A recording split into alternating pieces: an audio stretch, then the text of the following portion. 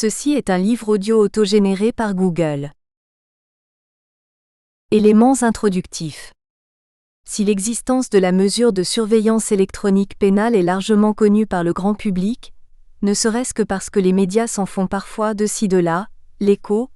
en revanche, ses spécificités, ses mécanismes particuliers, ses effets pervers sont amplement ignorés par le plus grand nombre, à commencer par ceux qui ne l'ont approché ni de près ni de loin ou qui s'y intéressent seulement au prisme des secondes mains, comme celle véhiculée par certains enseignants-chercheurs totalement éloignés du terrain du système judiciaire. Désorientés par une recherche en trompe-l'œil, mal informés, peu aguerris au système judiciaire, coupés des réalités de la mise en œuvre des mesures de placement sous surveillance électronique, ignorant l'intimité même des condamnés qui y sont assujettis, le lecteur est bien souvent en proie à la confusion, à l'amalgame, à l'intoxication informative. C'est donc à clarifier bien des aspects du dispositif de placement sous surveillance électronique, ainsi qu'à identifier la structure sociale du pouvoir de punir par enfermement que s'emploie ce livre. À partir des textes réglementant le fonctionnement de ce dispositif, à partir des expériences concrètes de sa mise en œuvre, à partir des données statistiques et à partir du constat que le porteur du bracelet électronique vit le processus de surveillance comme un déplacement de la geôle à son domicile et dans sa vie quotidienne, il agira de se demander notamment comment fonctionne concrètement la surveillance électronique pénale, comment elle est vécue par les placés eux-mêmes, comment elle se distingue de la surveillance électronique mobile et de la mesure de contrainte pénale, comment elle restructure le cadre d'un enfermement au dehors de la prison,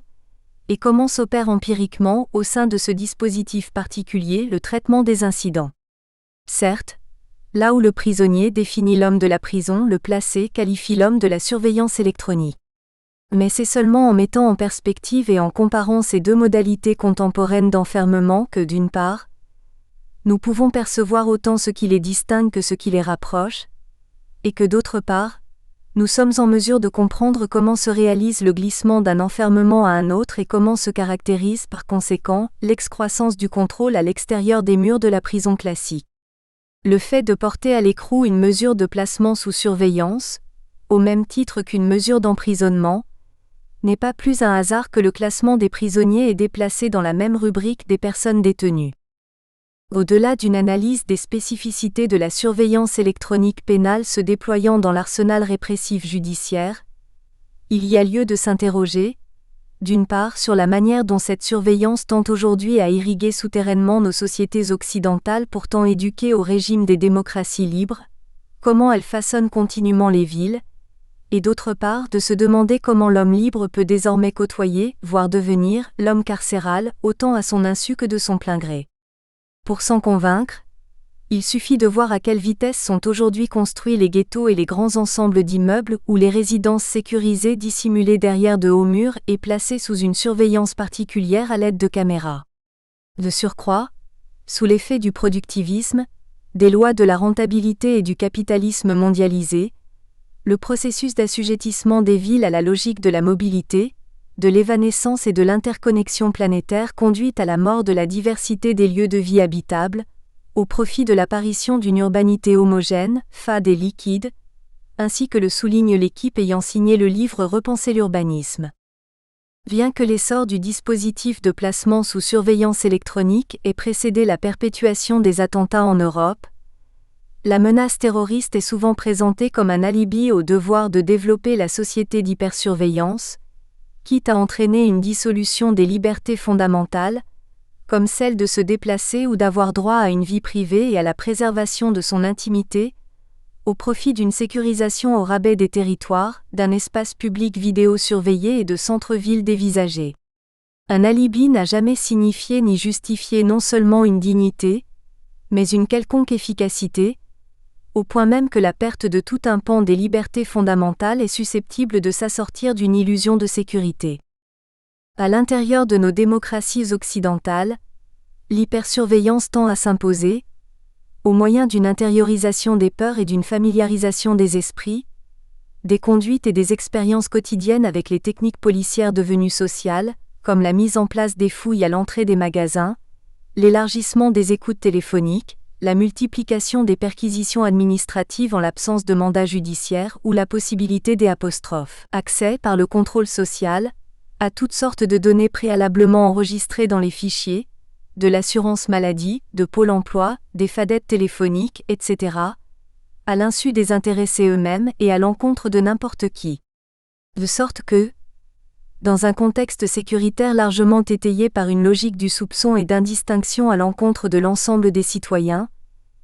il s'ensuit que l'honnête homme ou le quelconque n'est pas plus désormais à l'abri que le délinquant de faire l'objet d'un fichage, ainsi que d'une scrutation de ses habitudes, de ses fréquentations et de sa vie personnelle.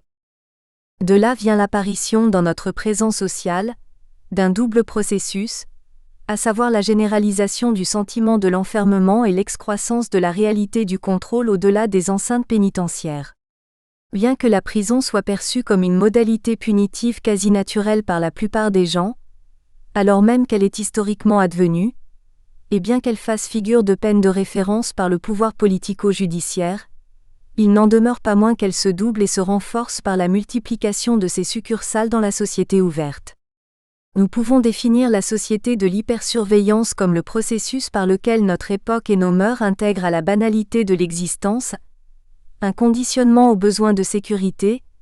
et un mouvement de soumission à l'accueil, à la formation et à l'accroissement en soi et autour de soi d'une surveillance quotidienne massive.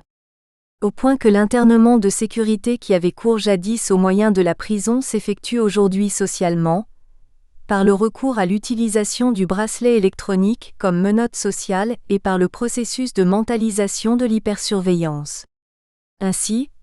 en ce point limite où deviennent indistincts ou poreux l'espace public, social et l'espace privé, la dimension de la liberté et la dimension du contrôle, la sphère de la citoyenneté et la sphère de la délinquance, n'est-il pas inutile d'arrêter la réflexion sur l'avènement d'une nouvelle architecture désormais carcérale au sein du milieu libre? Et en effet, à la faveur de cette nouvelle architecture sociale, il ressort que l'espace punitif reconfigure les territoires, se greffe sur les lieux d'habitation,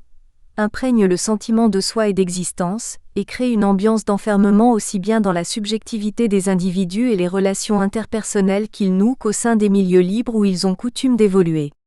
Nous aurons alors à définir, à la lueur du carcéralisme social ambiant, la manière dont la structure et l'état de l'enfermement coïncident et se renforcent mutuellement entraînant au plan empirique l'émergence de l'homme de la captivité et donnant lieu, au plan de l'analyse, à la naissance d'une nécessaire anthropologie carcérale, à la lumière de laquelle apparaît désormais le danger que le punitif ait partout préséance sur l'éducatif. Chapitre 1er. La surveillance à l'heure de l'affranchissement de la matière. À une peine réelle, relevant de la physique électromagnétique. Si,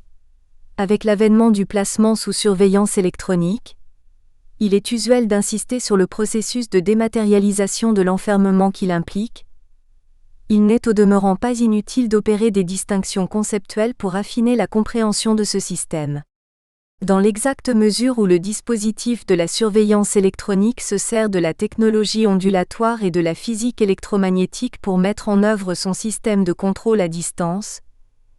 il va de soi que ce dispositif n'a nullement besoin de matière lourde, comme le béton pour construire un mur de prison ou le métal pour sceller la porte d'une cellule, afin de procéder à l'emmurement des individus. En effet,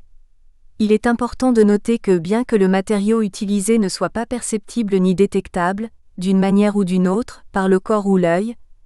l'enfermement n'en conserve pas moins son efficacité et sa dynamique à travers le placement sous surveillance électronique. Autrement dit, la furtivité du contrôle n'équivaut pas à son inexistence, son indiscernabilité à une réelle absence. Ce qu'il convient donc de souligner, c'est que le placement sous surveillance électronique relève de l'exercice d'un autre type d'enfermement. Pour le bien comprendre, il importe d'une part de distinguer sur le plan conceptuel l'enfermement par la hilaire et l'enfermement par l'esthésis, et d'autre part de noter que le contraste entre ces deux modes carcéraux s'exprime à travers l'opposition de la prison et du placement sous surveillance électronique. Cela revient donc à dire que, aujourd'hui, deux réalités carcérales s'affirment nettement dans le champ de l'exécution des peines, qu'elles entrent moins en concurrence qu'elles ne se complètent, et que le placement sous surveillance électronique, en dépit de son caractère impalpable et volatile, n'a rien d'une mesure virtuelle. Il ne s'agit même pas d'une potentialité carcérale, qui serait subordonnée aux conditions ou aux forces extérieures pour se développer. Ce qu'il y a lieu de voir au contraire, c'est que grâce à la technologie ondulatoire, l'exercice de l'enfermement s'est maintenant affranchi des contraintes matérielles et procède désormais d'une intériorisation pure de l'enfermement. Tout se passe comme si le champ d'application de la modalité de l'enfermement s'était désormais déplacé du corporel vers le psychologique, de la matière vers l'esprit, de l'extérieur vers l'intérieur. Être enfermé, ce n'est pas seulement être confiné dans un périmètre limité comme dans une cellule ou une chambre verrouillée, c'est aussi et surtout subir l'exercice d'une emprise sur le désir, les mouvements de l'âme, la conscience, la vie relationnelle, l'humeur, le goût. De sorte qu'on voit nettement que l'enfermement tend aujourd'hui à perdre sa dimension objectivable ou figurable, à se doter de caractéristiques psychologiques et esthétiques, à se greffer sur la faculté de sentir, de désirer et de se représenter, et par conséquent à affecter la faculté de plaisir et de peine. Nous espérons que vous avez apprécié cet aperçu. Pour continuer à écouter ce livre audio sur Google Play Livres, utilisez le lien dans la description de la vidéo.